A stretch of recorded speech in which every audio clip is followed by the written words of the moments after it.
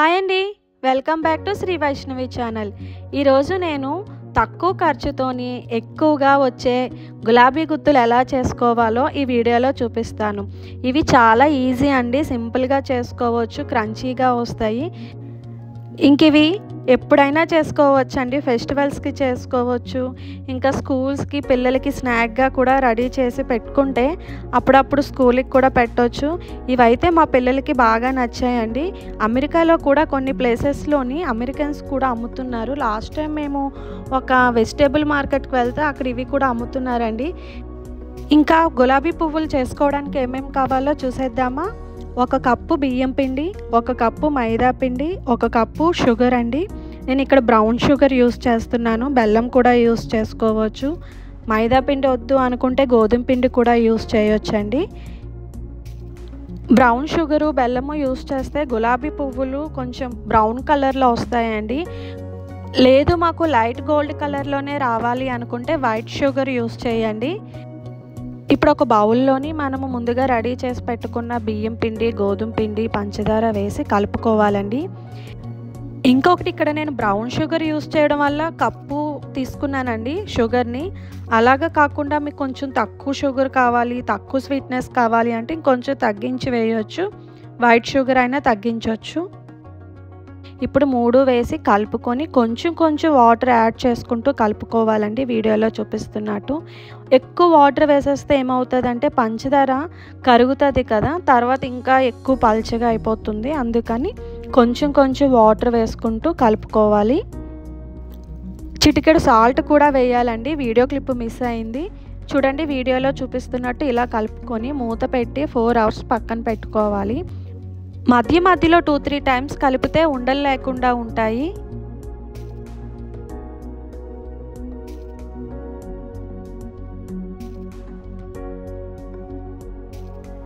ఈ గులాబీ గుత్తులు అమెరికాలోనే ఆన్లైన్లో తీసుకున్నాను.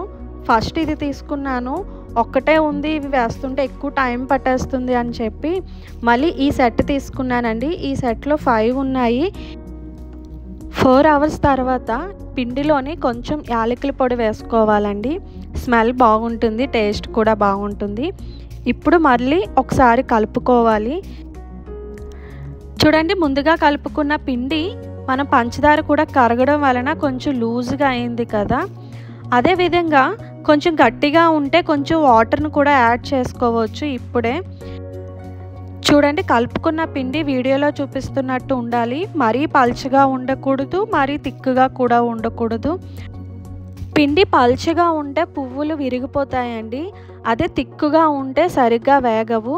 పిండి మొత్తం కలుపుకున్న తర్వాత చిన్న బౌల్లోకి కొంచెం తీసుకోవాలి. ఇప్పుడు స్టవ్ పైన ఆయిల్ పెట్టి ఆయిల్ మరిగిన తర్వాత గులాబీ గుత్తును కూడా ఆయిల్లో ఉంచాలండి, వీడియోలో చూపిస్తున్నట్టు.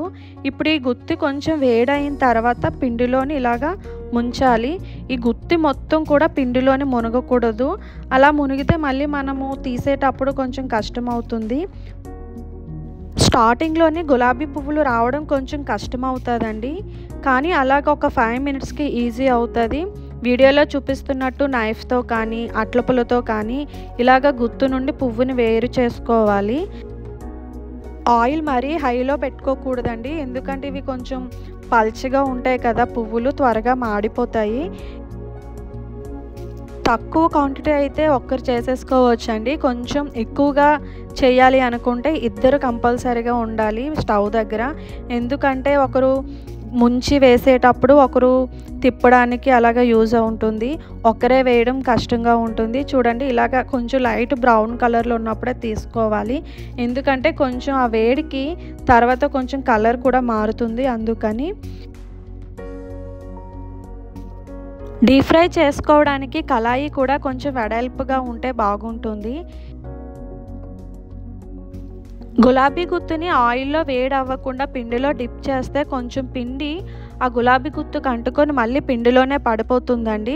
అలా అవ్వడం వలన ఆ పిండి కొంచెం గట్టిగా అయ్యి అక్కడక్కడ ఉండల్లా ఉండిపోతుంది. అందుకని గుత్తు కొంచెం వేడి అయిన తర్వాత పిండిలోని డిప్ చేయాలి. అందుకని పిండి మొత్తంలోని గులాబీ గుత్తులు ముంచి వేయకుండా బౌల్లోని కొంచెం కొంచెం పిండి వేసుకొని యూస్ చేస్తే బాగుంటుందండి. గులాబీ పువ్వులన్నీ రెడీ అయిన తర్వాత వేడిగా ఉన్నప్పుడు బాక్స్లో పెట్టకూడదండి. వేడిగా ఉన్నప్పుడు బాక్స్లో పెడితే ఏమవుతుందంటే కొంచెం మెత్తగా అయిపోతాయి. కొంచెం చల్లగా అయిన తర్వాత బాక్స్లో పెట్టుకోవాలి. 5 to 10 మినిట్స్ తర్వాత గులాబీ పువ్వులు ఈజీగా వచ్చేస్తాయండి. ఎందుకంటే ఆయిల్ కొంచెం బాగా వేడయి ఉంటుంది కదా. వీడియోలో చూపిస్తున్నట్టు గులాబీ గుత్తు కొంచెం కుదిపితే సరిపోతుంది. గులాబీ పువ్వులు ఈజీగా వస్తాయి. చూసారు కదండి, సింపుల్గా గులాబీ పువ్వులు ఎలా చేసుకోవాలో. 2 కప్పుల పిండికి ఇన్ని గులాబీ పువ్వులు అయ్యాయి. ఇవి కొంచెం చల్లగా అయిన తర్వాత ఎయిర్ టైట్ కంటైనర్లో స్టోర్ చేసుకోవాలండి. ఈ వీడియో కనుక మీకు నచ్చినట్లయితే ప్లీజ్ లైక్ చేయండి. మన ఛానల్ని ఫస్ట్ టైం చూస్తున్న వాళ్ళు సబ్స్క్రైబ్ చేసుకోండి. Thank you for watching. Bye.